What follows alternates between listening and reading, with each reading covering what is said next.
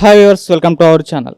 తన భర్త తనని మోసం చేసి మరో వివాహం చేసుకున్నాడని చెప్పేసి ఒక మహిళ, పల్లవి అనే ఒక మహిళ నిన్న వాళ్ళ భర్త ఇంటి ముందట ధర్నా చేసిన వీడియో కూడా మొత్తం వైరల్ అయిన విషయం మనందరికీ తెలిసింది. అసలు ఈ ఘటనలో ఏం జరిగింది, ఎవరి వైపు తప్పు ఉంది, సో ఈ అంశాలని తెలుసుకోవడానికి స్వయంగా పల్లవి దగ్గరికి మనం వచ్చేసాం. ఒకసారి ఆమెను అడిగి తెలుసుకుందాం.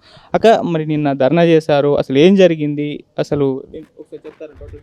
నా పేరు పల్లవి, మా ఆయన పేరు అమరేందర్, హైకోర్టు అడ్వకేట్. అయితే ఫస్ట్ పాప తర్వాత నుంచి టార్చర్ స్టార్ట్ చేసిండు. సెకండ్ మళ్ళీ పాప పుట్టేసరికి మొత్తం ఇక టార్చర్ ఎక్కువైపోయింది. అత్త, మామ, మా ఆయన ముగ్గురుతోటి. మళ్ళీ వీళ్ళిద్దరి తర్వాత 4 అబార్షన్స్ చేయించిండు. 4 అబార్షన్స్ చేయించిన తర్వాత రీసెంట్గా 6 months బ్యాక్ గర్భసంచి వీక్ ఉంది, ఫ్యామిలీ ప్లానింగ్ చేయించుకుంటే బెటర్ అని డాక్టర్ చెప్తే అప్పుడు చేయించి 6 months బ్యాకే జరిగింది. జూలైలో జరిగింది ఫ్యామిలీ ప్లానింగ్. రీసెంట్గా 4 months బ్యాక్ నాకు తెలియకుండానే దొంగ పెళ్లి చేసుకున్నాడు. అది రీసెంట్గా నాకు 10 days బ్యాక్ తెలిసింది పెళ్లి చేసుకునే విషయం. ఇంటికి రావట్లేదు 4 months నుంచి, వాళ్ళ అమ్మ నాన్నతో ఉంటుండు. నేను మా అత్తగారి ఇంట్లోనే ఉన్నా, అయినా వాళ్ళ అమ్మ నాన్నతో నుండి ఇంటికి నేను నన్ను అక్కడ పోతే నన్ను కొట్టడం, నువ్వు రావద్దు ఇక్కడికి, అది అక్కడనే ఉండాలి, పిల్లల స్కూల్ అక్కడే ఉంది, అదే ఎన్ని మా మాయ మాటలు చెప్పేసి నన్ను ఇక్కడనే పెట్టి ఇంటికి రాకపోవడము, ఇంట్లో పట్టించుకోకపోవడం, పిల్లలకి ఫుడ్ కానీ స్కూల్ ఫీజు కానీ ఏమి లేవు, అయినా కానీ ఇంట్లోనే ఉన్నా నేను. అయితే వీళ్ళు రీసెంట్గా 4 months బ్యాక్ పెళ్లి చేసుకున్నాడని తెలిసింది. అయితే మా కారు అక్కడ సిద్దిపేట ప్రాపర్, ఆ పిల్లది సిద్దిపేటలో. మాకు తెలిసిన వాళ్ళు, మీ కార్ ఏంది ఇప్పుడు 1 week ఇక్కడ కనిపిస్తుంది, మీ వెహికల్ కనిపిస్తుంది అంటే కొంచెం 15 days ఫాలో అయినా మేము. 15 days ఫాలో అయితే రెడ్ హ్యాండెడ్గా అమ్మాయి వాళ్ళ ఇంట్లోనే దొరికిరు. దొరికితే మరి ఏంది మ్యాటర్, ఏంది పెళ్ళి ఏంది వేసుకున్నావు అంటే, నువ్వు మంచిదని కాదు, ఇప్పుడు నన్ను తప్పు పడుతున్నాడు, మగ పిల్లల కోసం చేసుకున్నాను చెప్తలేడు, నువ్వే మంచిదని కాదు నేను చేసుకున్నా అని మాట్లాడుతుండు. నన్నైతే ఒక ఫ్యామిలీ ప్లానింగ్ చేయించిన తర్వాత ఒక 20 lakhs ఇస్తా, పిల్లలు తీసుకొని వెళ్ళిపోతావా అని నన్ను ఒక 1 month దాకా హారాస్మెంట్ చేసిరు ముగ్గురు. నేను వెళ్ళను, నేను ఎందుకు వెళ్ళాలి, పెళ్లి చేసుకున్నాక 20 లక్షలు ఇచ్చి పోవడానికి, ఈ పిల్లలు ఏంది, ఫ్యూచర్ ఏంది, అసలు ఏం మాట్లాడుతున్నావని నేను కొంచెం గొడవ పడి లైట్ తీసుకున్నా. కానీ అంత మనసులో పెట్టుకుంటాడని చేస్తాడని తెలియదు. ఇప్పుడు ప్రజెంట్ సిచ్యువేషన్లో ఇప్పుడు నన్ను బ్లేమ్ చేస్తున్నాడు, ఇది మంచిది కాదు, దీనికి ఎవడో ఎఫ్ఐఆర్ ఉంది, అట్లా ఉంది, ఇట్లా ఉంది, తప్పు చేసింది కాక ఇప్పుడు నన్ను బ్లేమ్ చేస్తున్నాడు. అది ఈ విషయం మీ ఫ్యామిలీకి తెలుసు, అందరికి తెలుసు, అంత తెలుసు, పెళ్ళైన కానీ టార్చర్ ఉందని తెలుసు, అన్నీ తెలుసు. కానీ ఏదో పిల్లలు ఉన్నారు కదా అని అడ్జస్ట్ అవ్వకుండా వస్తుంటే లాస్ట్కి నన్నే మోసం చేసేసి. మరి కంప్లైంట్ చేశారా పోలీస్ స్టేషన్లో? చేసిన, ఉమెన్ స్పేస్లో చేసిన. మెయిన్ అయితే ఫస్ట్ పాప పుట్టిన కాడ నుంచే టార్చర్ స్టార్ట్ అయింది. అంతకుముందు బాగానే ఉన్నాం, ఒక 1 year బాగానే ఉన్నాం, పాప పుట్టిన తర్వాతనే స్టార్ట్ అయింది. ఉమెన్ స్పేస్లో కంప్లైంట్ ఇచ్చినా వాళ్ళు ఏం పిలిపియలేదు, ఇంతవరకు ఏం యాక్షన్ తీసుకోలేదు. ఇప్పటికీ 10 days ఎక్కువనే అయిపోతుంది. ఇప్పుడు మీ భర్త ఒక్కడేనా, లేకుంటే మీ ఇంట్లో మీ అత్తవారి ఫ్యామిలీ కూడా, వాళ్ళు కూడా అబ్బాయి కావాలని చెప్పేసి ప్రెషర్ చేస్తాం అలాంటివి జరిగింది? ఫుల్. మెయిన్ మా అత్తనే, మా అత్త మా మామ మెయిన్ వారసుడు కావాలి, ఇక వారసుడు కావాలనే ఉద్దేశంతో ఇంకో పెళ్లి చేసారు. అబ్బాయి కావాలన్నప్పుడు అంటే మీరు గట్టిగా సమాధానం చెప్పలేకపోయారా? అప్పుడు ఎలా ఉండేది అసలు ఫ్యామిలీ స్టార్టింగ్? అబ్బాయి కావాలంటే నా ప్రయత్నం నేను చేసిన, నాకు 4 అబార్షన్స్ అయితే ఇద్దరు అయ్యారు నాతో, నా ప్రయత్నం నేను చేసిన. కానీ ఇక ఆడపిల్లలు ఉన్నారు కదా, ఎవరైతే ఏంది లే నేను కూడా సంజాయించుకున్నా, కానీ నాకు తెలియకుండా ఇట్లా చేస్తాడని అనుకోలే నేను.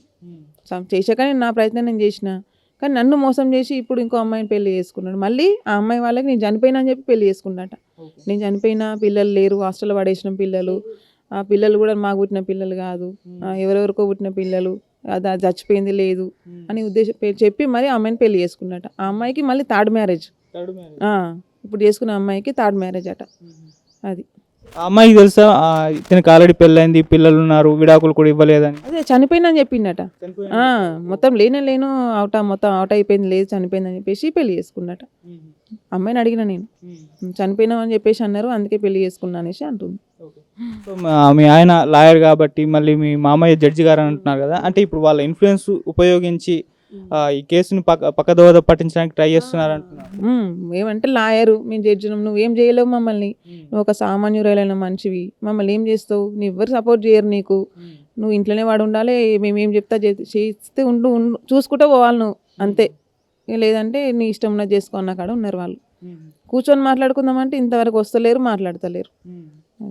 మాకు అయితే మొత్తం ఇప్పుడు ఆ ఫ్యామిలీ, ఇప్పుడు పెళ్లి చేసుకున్న ఫ్యామిలీ, ఇప్పుడు మా అత్తగారి ఫ్యామిలీ మొత్తం ఒకటే నన్ను చంపడానికి ట్రై చేస్తారు.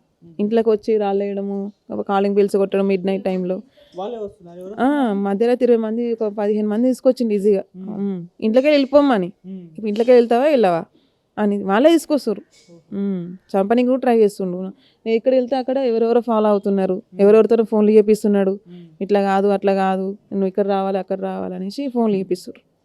మరి ఇటువంటి ఘటనలు జరిగినప్పుడు అంటే మీ మీద దాడి జరిగిందని అంటున్నారు, చంపడానికి ప్రయత్నిస్తున్నారు అంటున్నారు, ఆ టైంలో పోలీస్ స్టేషన్లకు వెళ్ళి ఇట్లా నా పరిస్థితి ఇలా ఉందని చెప్పాలి అసలు? చెప్పినా నేను పిఎస్లో కంప్లైంట్ ఇచ్చినా అన్నీ చేసిన తర్వాత పోలీసుల ముందే వాళ్ళు పోలీసులు ఇట్లా కాదు ఇది కరెక్ట్ కాదని పోలీసులు వీళ్ళని అంటే పోలీసుల మీదనే హైకోర్టు నుంచి వాళ్ళ మీదనే కేసులు వేసిండు, పోలీసుల మీదనే వేసిండు, పోలీసుల మీదనే పెడుతుండు. ఎవరు సపోర్ట్ చేస్తే వాళ్ళు, పోలీసులనే కాదు ఎవరు సపోర్ట్ చేస్తే వాళ్ళు ఎఫ్ఐఆర్ ఉందంటాడు, లేకపోతే నోటీసులు పంపిస్తాడు ఇంటికి డైరెక్ట్, అంతే. ఎందుకు ఈ మాత్రం, అందుకే ఎవరు ముందు రారు ఇలాంటి మూర్ఖులని. 4 నెలల నుంచి ఇంటికి రాలేదంటున్నారు కదా, మరి స్టార్టింగ్లో ఇంటికి వెళ్ళడానికి ప్రయత్నించారా? పోయినా చాలాసార్లు వెళ్ళిన పిల్లలను పట్టుకొని, పిల్లలకు జ్వరాలు వచ్చినప్పుడు అయినా ప్రతిసారి వీక్లీ 2 times అనే వెళ్ళొచ్చినా కానీ ఎప్పుడు డోర్ లాకు. ఒకవేళ ఉన్నప్పుడైతే ఇంట్లో పిలిచి మరీ కొట్టేవాళ్ళు, ఎందుకు వస్తున్నాను ఉండొద్దు ఈడ అని. మెయిన్ మా మామ బట్టలు ఇప్పి నా చీరిప్పేసి కొట్టిండు. అది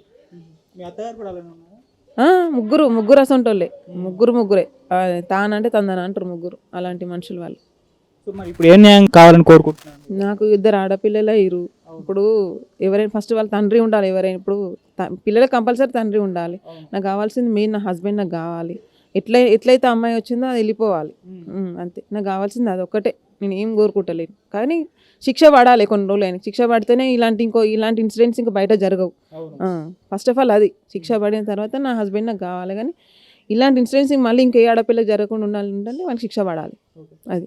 ఇప్పుడు మరి పిల్లల చదువులు అవన్నీ ఎవరు చూసుకుంటున్నారు? స్కూల్ పంపిస్తలేను 4 months నుంచి బంద్ పంపిస్తలేను. ఫుడ్డే లేదు, నేనే వాళ్ళ వీళ్ళని అడుక్కొని గలీలా రేషన్ బియ్యం వాళ్ళు వీళ్ళు ఇస్తే కూరగాయలు ఇస్తే వండుకొని తిన్నా ఇన్ని రోజుల నుంచి. కరెంట్ వచ్చి కరెంట్ తీసేసేదాకా తెలియదు నాకు, కరెంటు బిల్లు కట్టలేదని అతను. 2 days కరెంట్ లేకుండానే ఉన్న ఇంట్లో. మీ అత్తగారి ఇల్లే?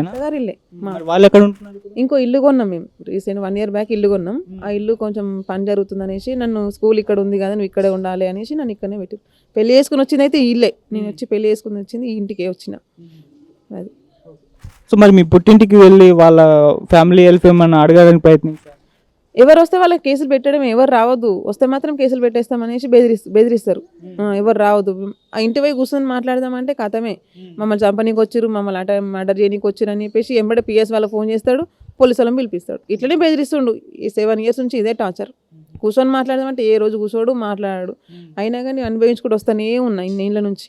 ఆ పిల్లలు ఉన్నారు కదా అడ్జస్ట్ అవుతుంటే ఆఖరికి ఆగం చేసేసి.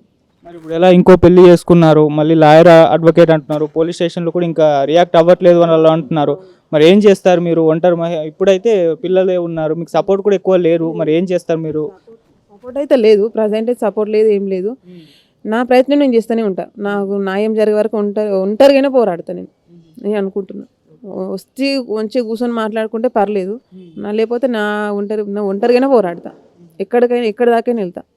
నాకు న్యాయం జరగాలి. నాకు ఫస్ట్ ఆఫ్ ఆల్ నేను అంటే ఆగమైపోయిన పిల్లలు ఉన్నారు కదా, పిల్లలకు న్యాయం జరగాలి ఫస్ట్. మీ భర్త మరి మారుతాడు అని మీరు అనుకుంటున్నారా? అంటే మార్పు వస్తుందా? ఇప్పటికైనా రావాలి. ఇప్పటికి కూడా నువ్వు 7 years నుంచి మార్పు రాలేదంటే ఇప్పటికి కూడా రాకపోతే ఇక మనిషి వేస్ట్. రావాలని కోరుకుంటున్నా. ఇప్పటికైనా మంచిగా మారి వచ్చి పిల్లలను చూసుకుంటే అంతకుమించి నాకు ఏమవుదు. మీ ఊరు పెద్దల నుంచి ఏమన్నా హెల్ప్ కోరాల్సింది? అంటే ఎవరు అసలు కేసులు పెడతా అంటున్నారు కానీ ప్రతి ఒక్కరి మీద కేసులు పెట్టించలేరు కదా, అట్లా హెల్ప్ అనే పనే అది.